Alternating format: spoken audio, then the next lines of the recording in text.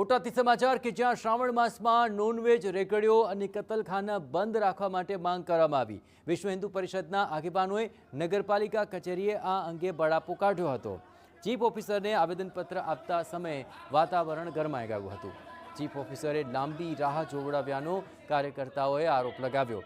Chief ઓફિસરે બાદમાં આવેદનપત્ર લેવાનું કહેતા વીએચપીના કાર્યકર્તાઓની અંદર રોષ ફેલાઈ ગયો। કતલખાના બંધ નહીં થાય તો જનતા રેડની પણ ચીમકી ઉચ્ચારી હતી।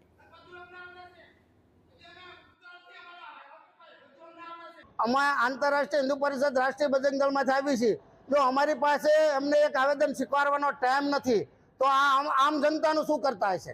અમે કહેવા માંગીએ છીએ કે 3 દિન અંદર આ કતલખાના અને જ્યાં જ્યાં માંસ મટનની રેકડીઓ ચાલુ છે જો બંધ થાય તો રાષ્ટ્રીય બજરંગ દળના કાર્યકર્તાઓ જનતા રેડ કરશે, પોલીસને સાથે રાખીને કંઈ પણ થશે આંતરરાષ્ટ્રીય હિન્દુ પરિષદ અને રાષ્ટ્રીય બજરંગ દળના કાર્યકર્તાઓને તો એની જવાબદારી ચીફ ઓફિસરની રહેશે, જેમ કે અહીંથી જ લાયસન્સ નીકળે છે।